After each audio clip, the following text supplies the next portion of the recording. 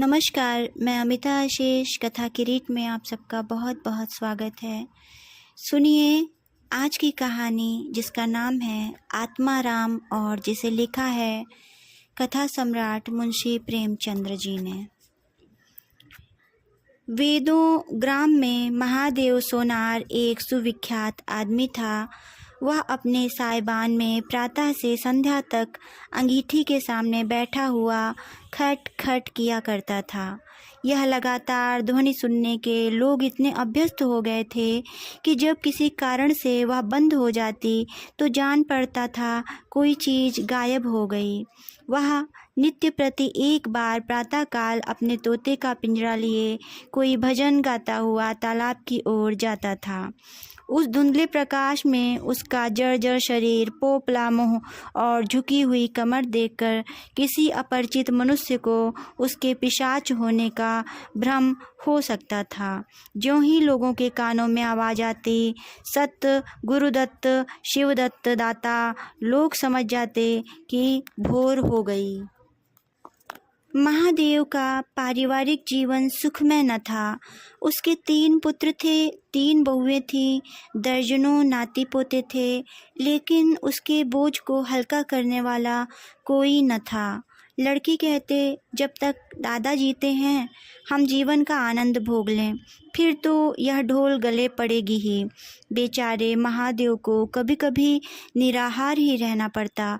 भोजन के समय उसके घर में साम्यवाद का ऐसा गगनभेदी निर्घोष होता कि वह भूखा ही उठाता और नारियल का हुक्का पीता हुआ सो जाता। उनका व्यवसायिक जीवन और भी अशांतिकारक था। यद्यपि वह अपने काम में निपुण था, उसकी खटाई और उससे कहीं ज़्यादा शुद्धिकारक और उसकी रासायनिक क्रियाएं कहीं ज़्यादा कष्टसाध्य थीं। तथापि उसे आए दिन शक्की और धैर्य शून्य प्राणियों के अपशब्द सुनने पड़ते थे। पर महादेव अविचलित गांभीर्य से सिर झुकाए सब कुछ सुना करता था। ज्यों ही यह कलह शांत होता, वह अपने तोते की ओर देखकर पुकार उठता, सत्य गुरुदत्त शिवदत्त दाता। इस मंत्र को जपते ही उसके चित्त को पूर्ण शांति प्राप्त हो जाती थी। एक दिन संयोगवश किसी लड़के ने पिंजरे का द्वार खोल दिया। तोता उड़ गया। महादेव ने सिर उठाकर जो पिंजरे की ओर देखा तो उसका कलेजा सन्न से हो गया। तोता कहाँ गया? उसने फिर पिंजरे को देखा, तोता गायब था। महादेव घबराकर उठा और इधर उधर खप्रेलों पर निगाह दौड़ाने लगा। उसे संसार में कोई वस्तु अगर प्यारी थी तो वह यही तोता। लड़के बालों नाती पोतों से उसका जी भर गया था। लड़कों की चुलबुल से उसके काम में विघ्न पड़ता था। बेटों से उसे प्रेम न था, इसलिए नहीं कि वे निकम्मे थे, बल्कि इसलिए कि उनके कारण वह अपने आनंददायी कुल्हड़ों की नियमित संख्या से वंचित रह जाता था। पड़ोसियों से उसे चिढ़ थी, इसलिए कि वे अंगीठी से आग निकाल ले जाते थे। इन समस्त विघ्न बाधाओं से उसके लिए कोई पनाह थी तो वह यही तोता था। उससे उसे किसी प्रकार का कष्ट न होता था। वह अब उस अवस्था में था जब मनुष्य को शांति भोग के सिवा और कोई इच्छा नहीं रहती। तोता एक खपरेल पर बैठा था। महादेव ने पिंजरा उतार लिया और उसे देखकर कहने लगा, आ आ सत्य गुरुदत्त शिवदत्त दाता। लेकिन गांव और घर के लड़के एकत्र होकर चिल्लाने और तालियां बजाने लगे। ऊपर से कौवों ने कांव कांव की रट लगाई। तोता उड़ा और गांव से बाहर निकलकर एक पेड़ पर जा बैठा। महादेव खाली पिंजरा लिए उसके पीछे दौड़ा सो दौड़ा। लोगों को उसकी द्रुतगामिता पर अचंभा हो रहा था। मोह की इससे सुंदर, इससे सजीव, इससे भावमय कल्पना नहीं की जा सकती। दोपहर हो गई थी। किसान लोग खेतों से चले आ रहे थे। उन्हें विनोद का अच्छा अवसर मिला। महादेव को चिढ़ाने में सभी को मज़ा आता था। किसी ने कंकड़ फेंके, किसी ने तालियां बजाईं। तोता फिर उड़ा और वहां से दूर आम के बाग में एक पेड़ की फुनगी पर जा बैठा। महादेव फिर खाली पिंजरा लिए मेढक की भांति उचकता चला। बाग में पहुंचा तो पैर के तलुओं से आग निकल रही थी, सिर चक्कर खा रहा था। जब जरा सावधान हुआ तो फिर पिंजरा उठाकर कहने लगा, सत गुरुदत्त शिवदत्त दाता। तोता फुनगी से उतरकर नीचे की एक डाल पर आ बैठा, किंतु महादेव की ओर सशंक नेत्रों से ताक रहा था। महादेव ने समझा डर रहा है। वह पिंजड़े को छोड़कर आप एक पेड़ की आड़ में छिप गया। तोते ने चारों ओर गौर से देखा, निशंक हो गया, उतरा और आकर पिंजड़े के ऊपर बैठ गया। महादेव का हृदय उछलने लगा। सत गुरुदत्त शिवदत्त दाता, इस मंत्र को जपता हुआ धीरे धीरे तोते के समीप आया और लपका कि तोते को पकड़ ले, किंतु तोता हाथ न आया। फिर पेड़ पर जा बैठा। शाम तक यही हाल रहा। तोता कभी इस डाल पर जाता, कभी उस डाल पर, कभी पिंजड़े पर आ बैठता, कभी पिंजड़े के द्वार पर बैठ अपने दाना पानी की प्यालियों को देखता और फिर उड़ जाता। बुढ़ा अगर मूर्तिवान मोह था तो तोता मूर्तिमयी माया। यहाँ तक कि शाम हो गई। माया और मोह का यह संग्राम अंधकार में विलीन हो गया। रात हो गई, चारों ओर निबड़ अंधकार छा गया। तोता न जाने पत्तों में कहाँ छिपा बैठा था। महादेव जानता था कि रात को तोता कहीं उड़कर नहीं जा सकता और पिंजरे में ही आ सकता है। फिर भी वह उस जगह से हिलने का नाम न लेता था। आज उसने दिन भर कुछ नहीं खाया। रात के भोजन का समय भी निकल गया। पानी की बूंद भी उसके कंठ में न गई, लेकिन उसे न भूख थी न प्यास। तोते के बिना उसे अपना जीवन निस्सार, शुष्क और सूना जान पड़ता था। वह दिन रात काम करता था, इसलिए कि यह उसकी अंतः प्रेरणा थी। जीवन के और काम इसलिए करता था कि आदत थी। इन कामों में उसे अपनी सजीवता का लेश मात्र भी ज्ञान न होता था।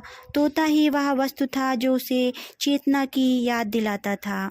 उसका हाथ से जाना जीव का देह त्याग करना था। महादेव दिन भर का भूखा थका मांदा रह रहकर झपकियां ले लेता था, किंतु एक क्षण में फिर चौंक कर आंखें खोल देता और उस विस्तृत अंधकार में उसकी आवाज़ सुनाई देती, सत गुरुदत्त शिवदत्त दाता। आधी रात गुजर गई थी। सहसा वह कोई आहट पाकर चौंका। देखा एक दूसरे वृक्ष के नीचे एक धुंधला दीपक जल रहा है और कई आदमी बैठे हुए आपस में कुछ बातें कर रहे हैं। वे सब चिलम पी रहे थे। तमाकू की महक ने उसे अधीर कर दिया। उच्च स्वर से बोला, सत गुरुदत्त शिवदत्त दाता, और उन आदमियों की ओर चिलम पीने चला गया। किंतु जिस प्रकार बंदूक की आवाज़ सुनते ही हिरन भाग जाते हैं, उसी प्रकार उसे आते देख सब के सब उठकर भागे। कोई इधर गया, कोई उधर। महादेव चिल्लाने लगा, ठहरो ठहरो। एकाएक उसे ध्यान आ गया, ये सब चोर हैं। वह जोर से चिल्ला उठा, चोर चोर, पकड़ो पकड़ो। चोरों ने पीछे फिरकर न देखा। महादेव दीपक के पास गया तो उसे एक कलसा रखा हुआ मिला जो मोर्चे से काला हो रहा था। महादेव का हृदय उछलने लगा। उसने कलसे में हाथ डाला तो मोहरें थीं। उसने एक मोहर बाहर निकाली और दीपक के उजाले में देखा। हाँ, मोहर थी। उसने तुरंत कलसा उठा लिया और दीपक बुझा दिया और पेड़ के नीचे छिपकर बैठा रहा। साहस से चोर बन गया। उसे फिर शंका हुई, ऐसा ना हो चोर लौट आवें और मुझे अकेला देखकर मोहरें छीन लें। उसने कुछ मोहर कमर में बांधी, फिर एक सूखी लकड़ी से जमीन की मिट्टी हटाकर कई गड्ढे बनाए, उन्हें मोहरों से भरकर मिट्टी से ढक दिया। महादेव के अंतर्नेत्रों के सामने अब एक दूसरा जगत था, चिंताओं और कल्पनाओं से परिपूर्ण। यद्यपि अभी कोष के हाथ से निकल जाने का भय था, पर अभिलाषाओं ने अपना काम शुरू कर दिया। एक पक्का मकान बन गया, सराफे की एक भारी दुकान खुल गई, निज संबंधियों से फिर नाता जुड़ गया, विलास की सामग्रियां एकत्रित हो गईं। तब तीर्थ यात्रा करने चले और वहां से लौटकर बड़े समारोह से यज्ञ ब्रह्म भोज हुआ। इसके पश्चात एक शिवालय और कुआं बन गया, एक बाग भी लग गया और वह नित्य प्रति कथा पुराण सुनने लगा, साधु संतों का आदर सत्कार होने लगा। अकस्मात उसे ध्यान आया, कहीं चोर आ जाएं तो मैं भागूंगा क्यों कर। उसने परीक्षा करने के लिए कलसा उठाया और 200 पग तक बेतहाशा भागा हुआ चला गया। जान पड़ता था उसके पैरों में पर लग गए हैं।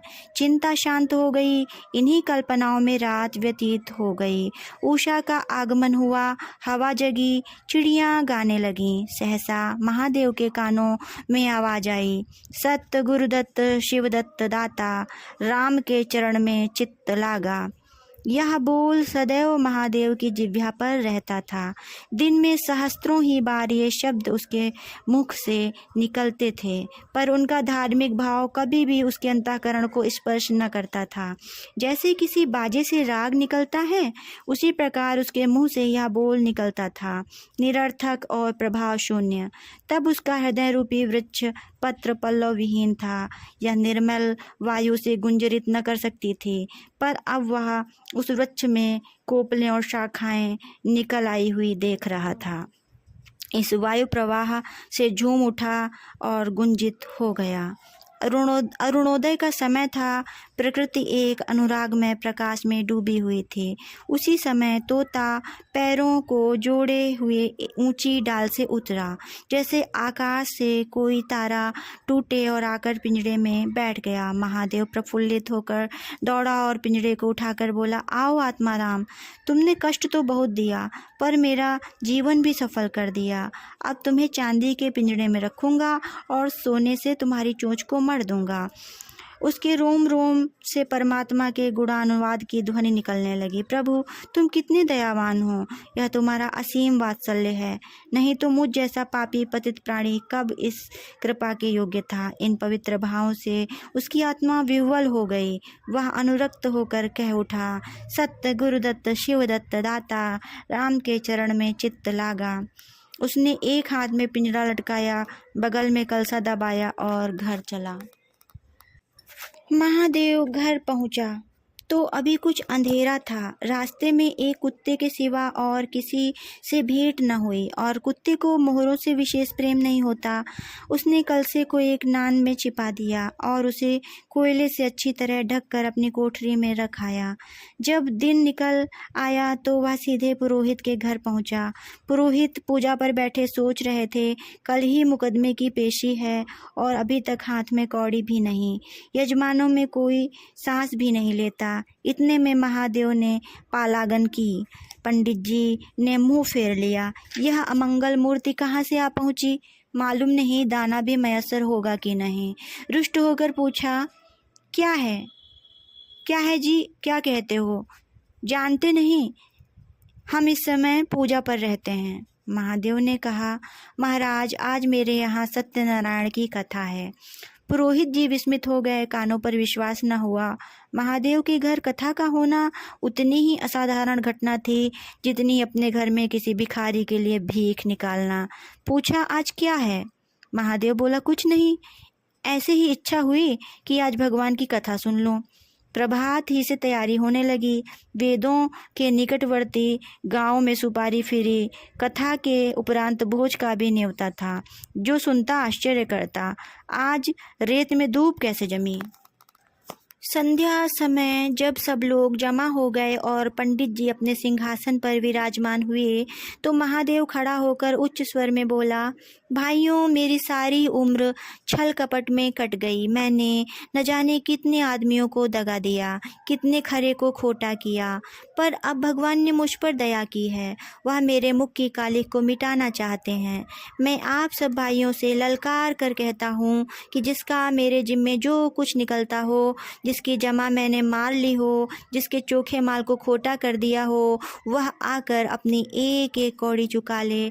अगर कोई यहाँ न आ सका हो तो आप लोग उससे जाकर कह दीजिए, कल से 1 महीने तक जब जी चाहे आए और अपना हिसाब चुकता कर ले। गवाही साखी का काम नहीं। सब लोग सन्नाटे में आ गए। कोई मार्मिक भाव से सिर हिलाकर बोला, हम कहते न थे। किसी ने अविश्वास से कहा, क्या खाकर भरेगा, हजारों का टोटा हो जाएगा। एक ठाकुर ने ठिठोली की, और जो लोग सुरधाम चले गए? महादेव ने उत्तर दिया, उसके घर वाले तो होंगे ही। किंतु इस समय लोगों को वसूली की इतनी इच्छा न थी जितनी यह जानने की कि इसे इतना धन मिल कहाँ से गया। किसी को महादेव के पास आने का साहस न हुआ। देहात के आदमी थे, गड़े मुर्दे उखाड़ना क्या जाने। फिर प्रायः लोगों को याद भी न था कि उन्हें महादेव से क्या पाना है, और ऐसे पवित्र अवसर पर भूल चूक हो जाने का भय उनका मुंह बंद किए हुए था। सबसे बड़ी बात यह थी कि महादेव की साधुता ने उन्हें वशीभूत कर लिया था। अचानक पुरोहित जी बोले, तुम्हें याद है, मैंने एक कंठा बनाने के लिए सोना दिया था। तुमने कई माशे तौल में उड़ा दिए थे। महादेव, हाँ याद है। आपका कितना नुकसान हुआ होगा? पुरोहित, 50 रुपए से कम ना होगा। महादेव ने कमर से 2 मोहरें निकाली और पुरोहित जी के सामने रख दी। पुरोहित जी की लोलुपता पर टीकाएं होने लगीं। यह बेईमानी है। बहुत हो तो 2-4 रुपए का नुकसान हुआ होगा। बेचारे से 50 रुपए ऐंठ लिए। नारायण का भी डर नहीं। बनने को पंडित, पर नीयत ऐसी खराब। राम राम। लोगों को महादेव पर एक श्रद्धा सी हो गई। 1 घंटा बीत गया पर उन सहस्त्रों मनुष्यों में से एक भी खड़ा न हुआ। तब महादेव ने फिर कहा, मालूम होता है आप लोग अपना अपना हिसाब भूल गए हैं, इसीलिए आज कथा होने दीजिए। मैं 1 महीने तक आपकी राह देखूंगा, इसके पीछे तीर्थ यात्रा करने चला जाऊंगा। आप सब भाइयों से मेरी विनती है कि आप मेरा उद्धार करें। 1 महीने तक महादेव लेनदारों की राह देखता रहा। रात को चोरों के भय से नींद न आती। अब वह कोई काम न करता। शराब का चस्का भी छूटा। साधु अभ्यागत जो द्वार पर आ जाते उनका यथा योग्य सत्कार करता। दूर दूर उसका सुयश फैल गया। यहाँ तक कि महीना पूरा हो गया और एक आदमी भी हिसाब लेने न आया। अब महादेव को ज्ञान हुआ कि संसार में कितना धर्म, कितना सद्व्यवहार है। अब उसे मालूम हुआ कि संसार बुरों के लिए बुरा और अच्छे के लिए अच्छा है। इस घटना को हुए 50 वर्ष बीत चुके हैं। आप वेदों जाइए तो दूर ही से एक सुनहरा कलश दिखाई देता है। वह ठाकुर द्वारे का कलश है।